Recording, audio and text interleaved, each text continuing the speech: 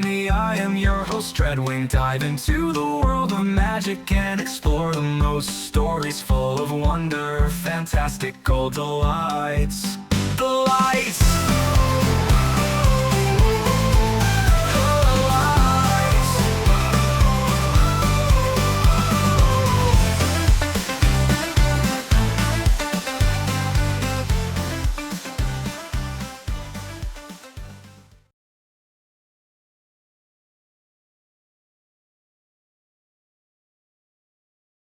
Chapter 33. The Lines Part 2. Zeke grew nervous as the Mali military approached headquarters 2 days later. The warrior in training made it back just fine. He even heard Magarth saying Colt showed some promise. But that wasn't what he was worried about. He was worried that Matthew and Yelena wouldn't be back here.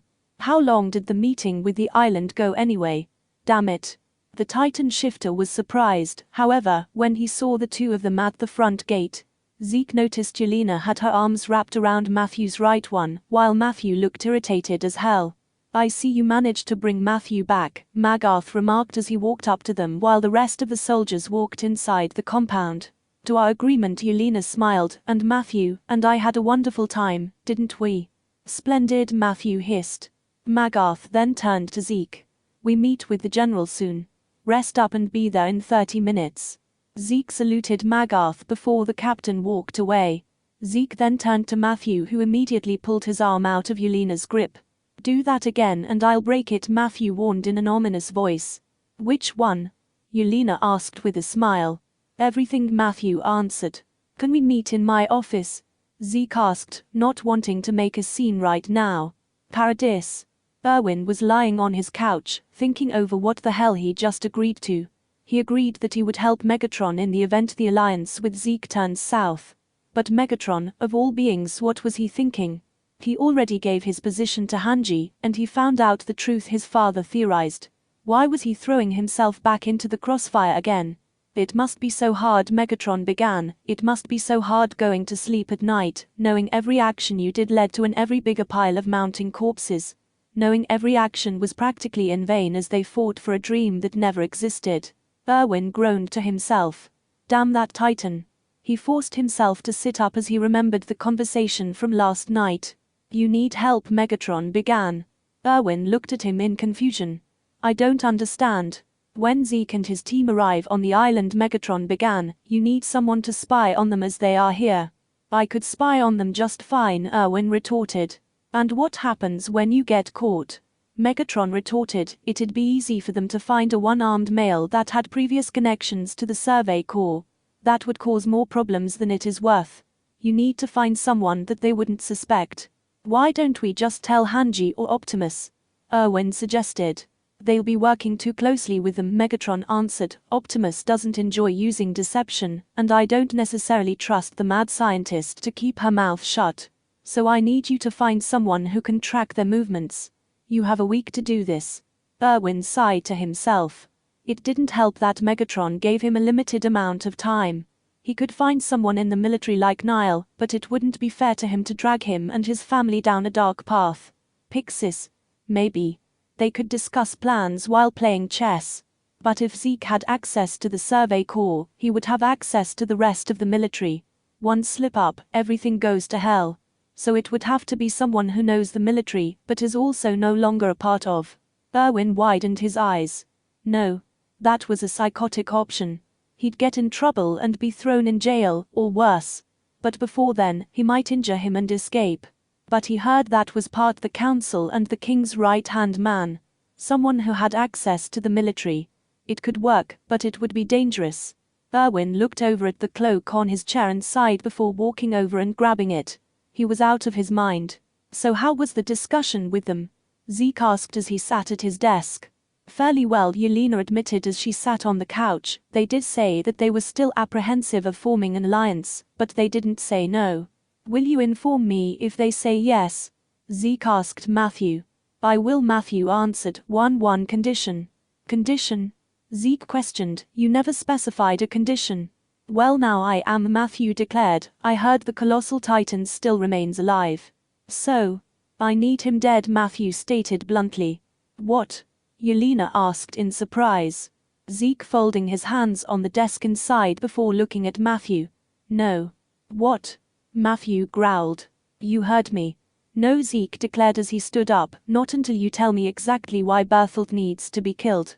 I have no reason to trust you, let alone tell you why the colossal titan needs to be destroyed, Matthew proclaimed. And I should trust you, Zeke exclaimed as he sat up. Your sudden semicolon, why asking me to kill the colossal titan? Not any other titan. Just him. I can't just execute a plan like that unless you tell me why. Zeke felt his hands trembling as Matthew glared at him with such hatred in his eyes, almost as if it could kill him. His expression told 1,000 different stories that Zeke couldn't be able to fathom. Something told him that he shouldn't know the answer. It is because of the dark energon that lingers in his systems, Matthew relented, which is extremely deadly to both humans and Cybertronians for different reasons. Different reasons? Yelena asked. Different species, different effects, Matthew declared. Of course, both are just as deadly. What exactly are these effects? Zeke demanded. For your species, it would be death, Matthew explained. However, the only way for dark energon to be counteracted is with a heavy dosage of energon. Of course, your species doesn't even know how to use energon. So if the military keeps tampering with the substance, a hypothetical scenario would be the death of your species. An uncontainable virus that would wipe out all life on the planet save for Paradis because they have chosen to remain isolated behind the walls. And the other? Zeke pressed. Dark energon revives dead Cybertronians, Matthew answered. What? Yelena breathed as she sat up. It can bring people back to life. Not in the way that you think, Matthew proclaimed. The Cybertronian will come back as a mindless brute, with no recollection of the life it had before. Its only purpose will be destruction and chaos. If you humans somehow managed to recreate that with a pure titan. Matthew snapped his fingers in emphasis. As you humans say, all hell breaks loose. But you have that inside of you, Zeke remembered. You have the dark energon inside of you. That's how Berthold was infected in the first place. How the hell are you still walking around? You're supposed to be a mindless, undead corpse. How the hell are you still alive? Matthew leaned into Zeke's ear and whispered, there are worse fates than death. Zeke began trembling as Matthew made his way to the door and opened it. Find a way to have the current colossal titan exterminated, Matthew ordered before walking out and shutting the door behind him. Zeke began shaking as he slumped into his seat. This couldn't be real, could it? An energy source that could kill humans and revive the dead. The flying titan was proof of that. He was a literal devil, a walking corpse. He defied death. Sir, what will you do? Yelena asked. What do we do? We need to get rid of Berthold, Zeke spoke. We need to find a valuable reason to have him killed. Or else all of us are doomed.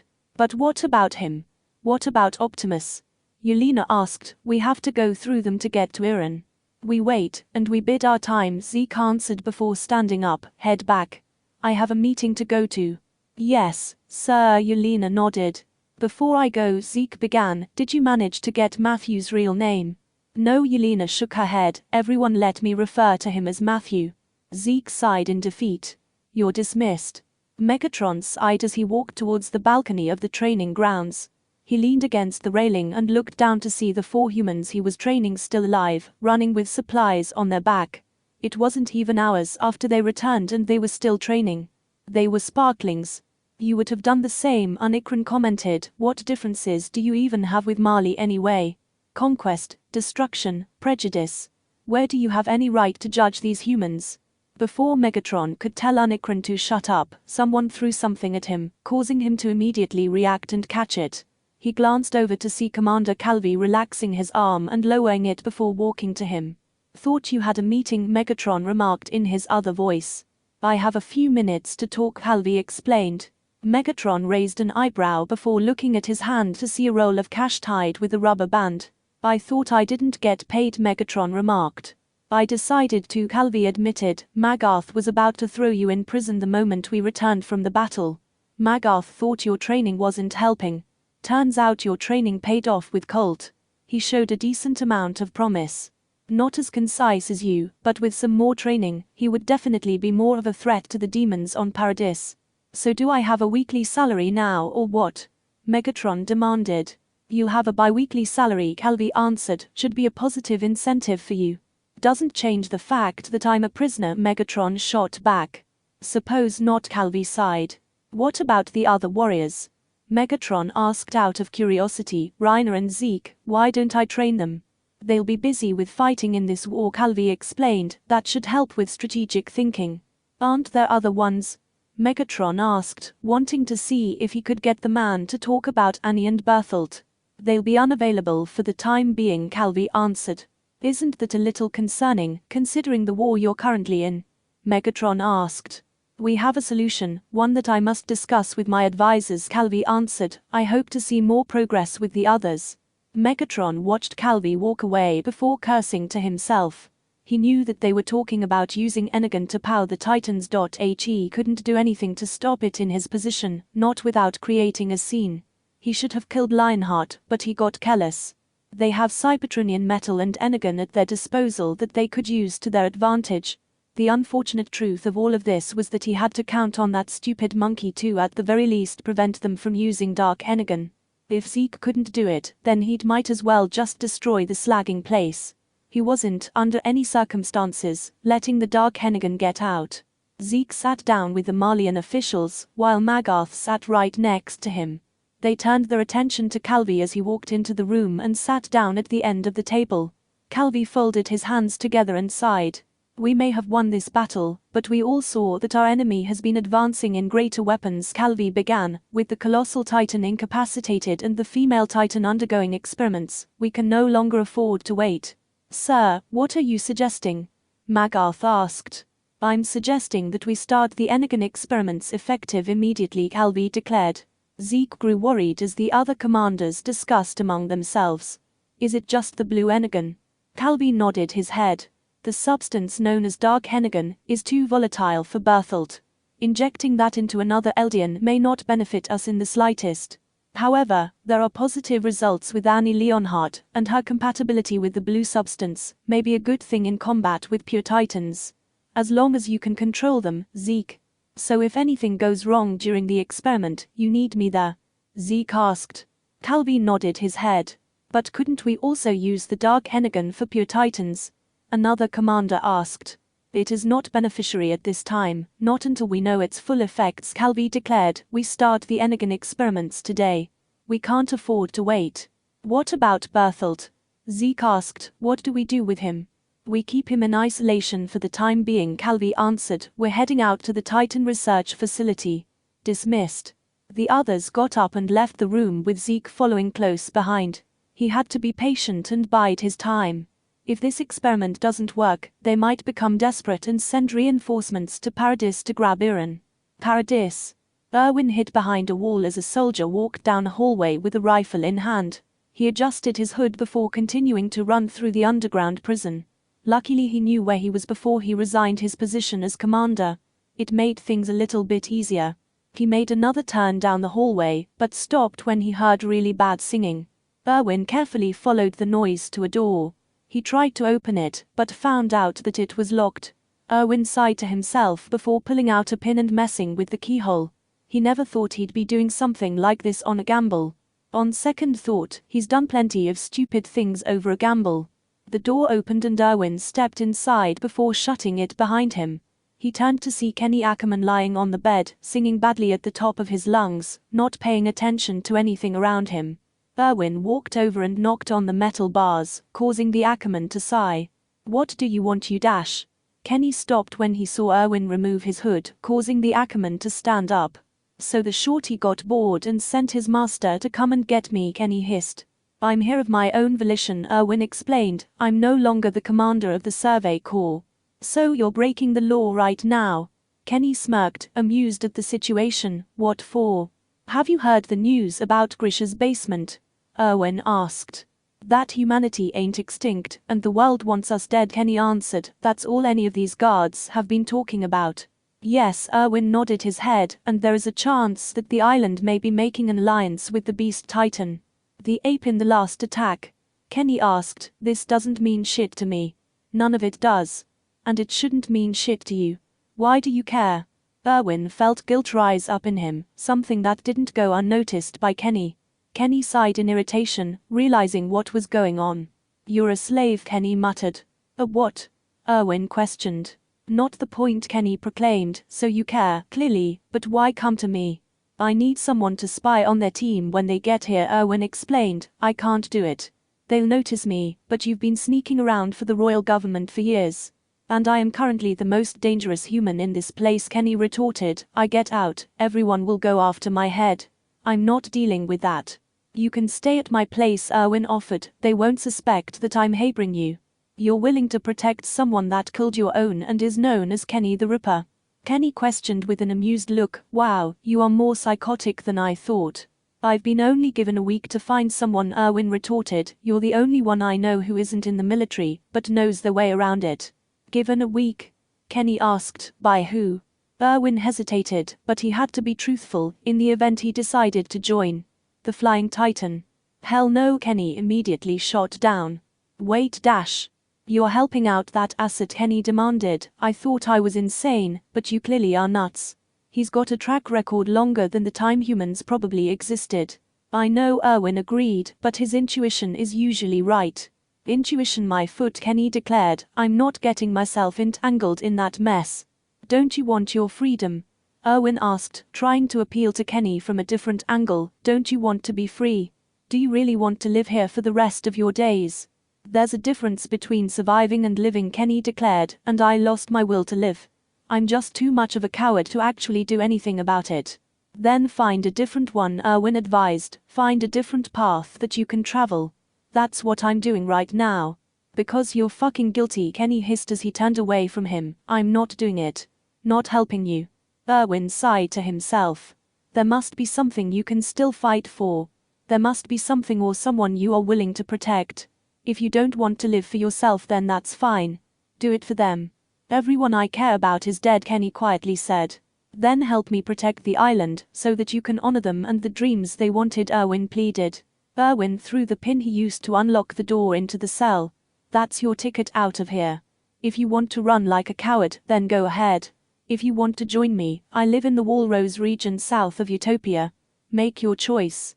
Kenny heard Erwin open and close the door before sighing to himself. Erwin was really taking a stupid gamble with this. What should he even do?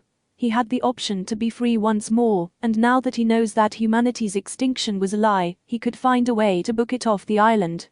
But he was second-guessing himself. Why?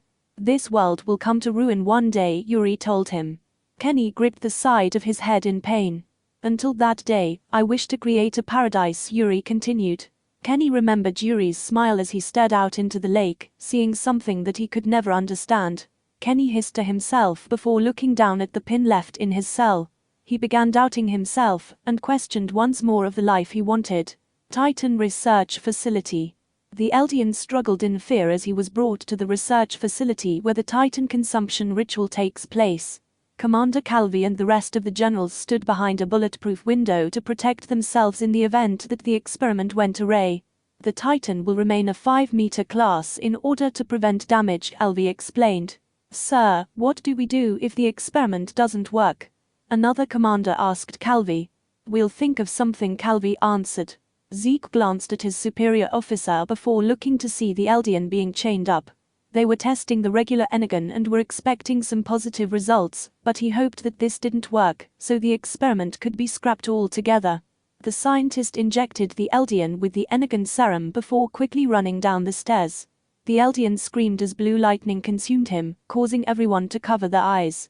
When they opened them, they watched in horror as the Titan looked more monstrous than before.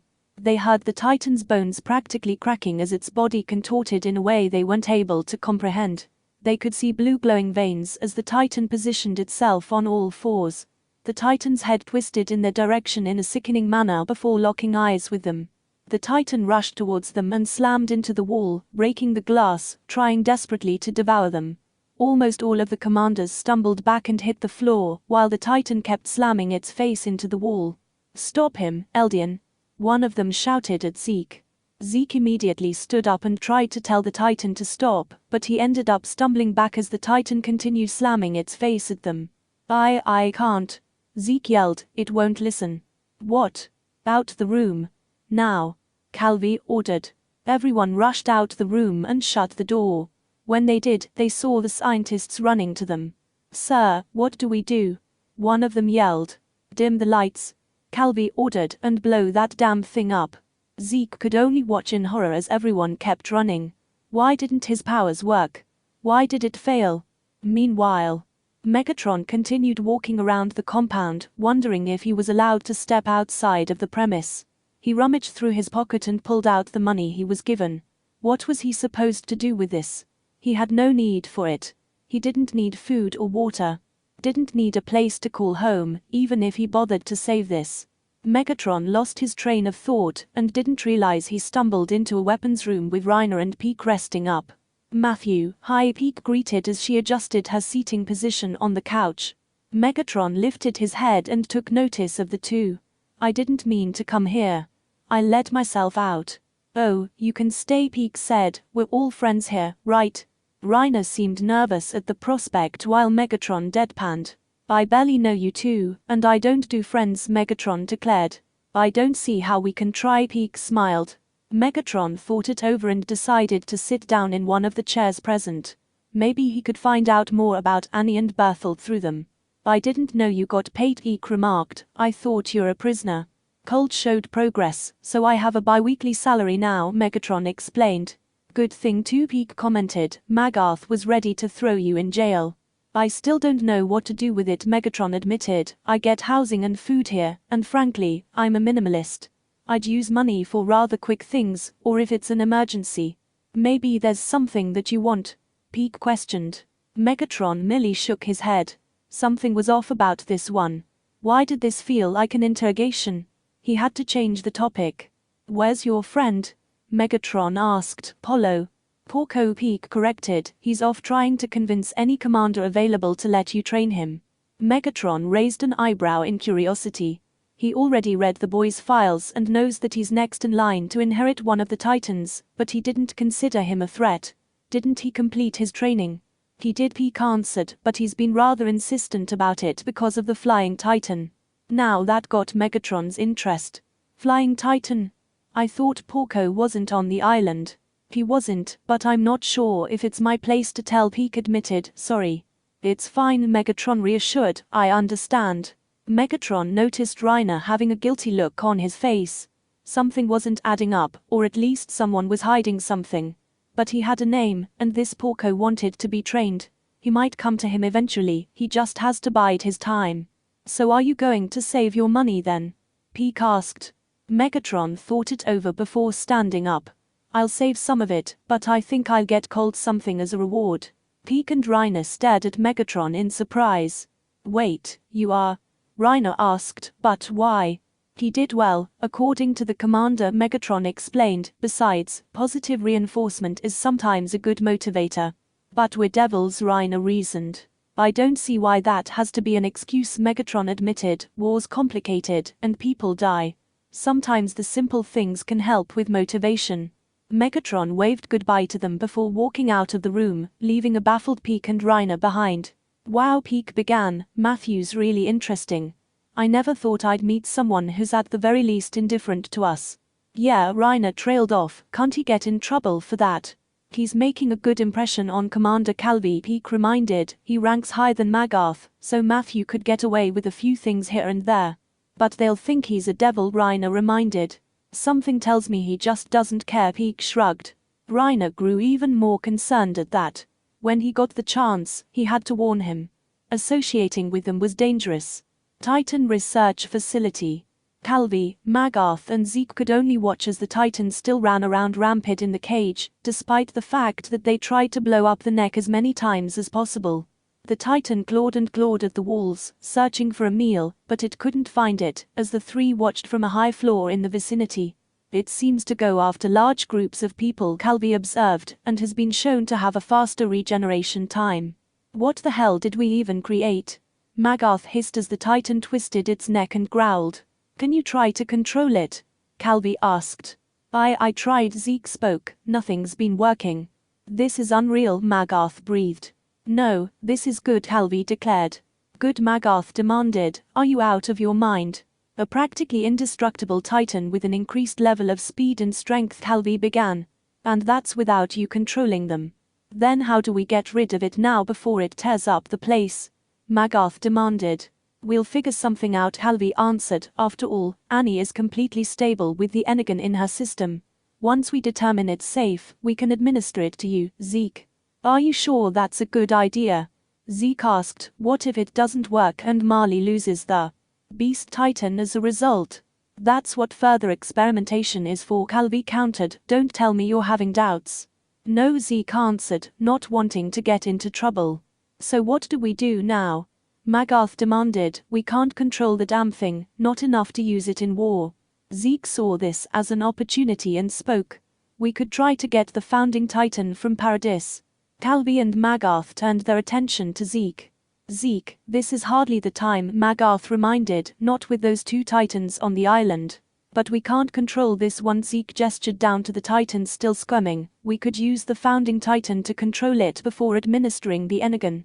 That's even if we can get our hands on it without being spotted by that flying titan. Magarth exclaimed. That being shows no remorse. But we might need to try, Halvey agreed. Sir, Magarth exclaimed. Two of our titans are currently out of commission, Halvey continued. We have no time to advance our weaponry to the efficiency of the Middle Eastern nations. We need to find a way to get the founding titan now more than ever. We could interrogate the devil before we feed him to someone else too. He's been training under this Optimus Prime, he might know some of his weaknesses. Halvey turned to Magarth. We must try to reclaim the founding titan. Zeke nearly sighed with relief before turning his attention to the sporadic titan. What the hell was he going to tell Matthew? Later that evening, Colt yawned to himself as he held Falco's hand and walked over to the exit of the compound. He stopped in his tracks when he saw Matthew leaning against the gate staring at him. He felt Falco let go of his hand and hide behind him as Matthew walked up to them. Sir, Colt saluted. You don't have to salute me, Matthew declared as he walked over to them with a bag in hand. What are you doing? Colt hesitantly asked. I heard you did well in battle, Matthew said. My guess, Colt said in hesitation. I managed to hold my own against 3 enemy soldiers before Zeke showed up to take the stronghold. Matthew hummed in response. Suppose I'm grateful to you. You are? Colt asked in surprise. Magarth was going to put me in jail until he saw your progress, Matthew informed before giving the bag to Colt. Consider this my thanks. But I'm the reason you're here in the first place, Colt reminded. That was my choice to help you, Matthew proclaimed. Colt opened the bag given to him and was surprised to see it full of fresh fruit like oranges and apples. Eldians aren't exactly given good food, Matthew said. I know you're given enough to prevent you from starving, but you're not granted luxuries like that. Matthew, these are expensive. Colt exclaimed. You can't just dash. I have housing and food, Matthew reminded, and I'm a minimalist. It's fine. But you dash. It's fine, Matthew repeated. You should head home. Colt was about to protest one more time, but Millie sighed in response. Thank you. Megatron nodded his head as Colt walked out of the compound with Falco in tow. He noticed the boy staring at him as he held his brother's hand, but didn't pay any mind. He turned his attention to Zeke, who came running to him, out of breath. Office now, Zeke exclaimed as he grabbed Megatron by the arm. Megatron allowed Zeke to pull him, sensing it was urgent. He noticed the hand of the holoform slightly glitching, meaning he would have to turn it off soon. Zeke managed to drag Megatron into his office before shutting the door behind him. Megatron noticed Zeke having a worried look on his face as he shut the windows. You said Energon was toxic to humans, Zeke hissed. It is, Megatron proclaimed. Then why the hell did it create a Titan that has faster regeneration time and can't follow my orders? Zeke demanded. Megatron stared in surprise. It did what? It was this abomination. Zeke exclaimed, contorted and twisted. The damn thing is still alive and nothing we have is able to kill it. Megatron immediately had an expression of pure rage and was about to storm out the room, but Zeke quickly grabbed his arm before he could reach the door. They still want it alive, Zeke told him. You kill it now, all hell breaks loose. I'll destroy it along with the rest of that Titan research facility, Megatron declared. And have it traced back to you, Zeke demanded. I've seen what humans can do when tampering with Cybertronian biology, Megatron declared. I am not going to allow that to happen again. We have to bide our time. Zeke hissed. They aren't to use it yet, but they will test it further. I did manage to throw in a recommendation for the time being. Megatron pulled his hand from Zeke's grasp and glared at him. Explain. I told them that we should try to send fleets to Paradis. Zeke explained. It will take time for them to set up the arrangement, but I can place my followers on the ship, and they should be able to assist Paradis. How fast can they get there? Megatron demanded. I don't know yet, Zeke admitted. It could take months to prepare Ash. Months? Megatron hissed. You humans are too inefficient. And primitive. We do what we can, Zeke proclaimed. Megatron nearly growled before contacting Optimus. Prime, we have a problem. It will have to wait, Optimus declared. We have a situation on the island. What could possibly be going on over there right now? Megatron demanded. Kenny Ackerman escaped prison, Optimus answered. Zeke saw the stunned expression on Matthew's face before it turned into one of anger. The Titan turned to him and glared. I need you to cover for me, Matthew declared. There's an issue on the island. When will you be back? Zeke demanded. In the morning, Matthew answered. Say I'm sleeping or something.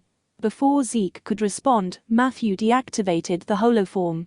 Later that night, Erwin stiffened when he heard a knock on his door.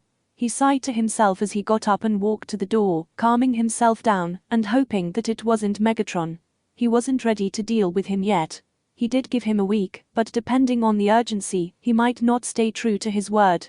Erwin opened the door and stared in surprise to find Kenny standing at his door in a black coat with a hat to match. Surprise, Kenny said. I didn't think you'd come, Erwin remarked. Well, I ain't got nothing better to do, Kenny declared as he made his way inside. So what exactly is the plan? Were you followed? Erwin demanded as he shut the door. Kenny deadpanned. Who the hell do you think I am? Someone is going to notice you're gone, Erwin declared. I know, Kenny agreed, but they won't come after me. And how are you so sure? Erwin asked. I left something, Kenny answered, something that they need. Levi grimaced at the opened prison cell as two guards looked through it frantically. Damn it. This couldn't be happening. Do you have any idea where he may have gone? Optimus asked in his holoform.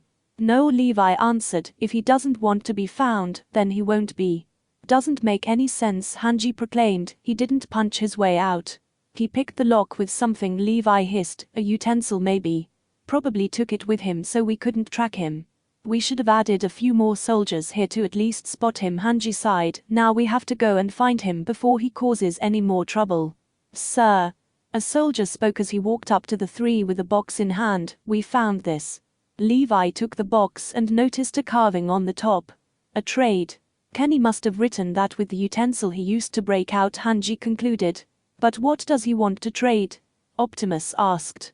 Levi opened the box, and the three stared in shock as they saw a syringe with a small vial of the Energon Titan serum. I'm glad you enjoyed that video/gameplay. Just remember to hit that like button, subscribe to the channel, and leave a comment down below. Until next time, goodbye!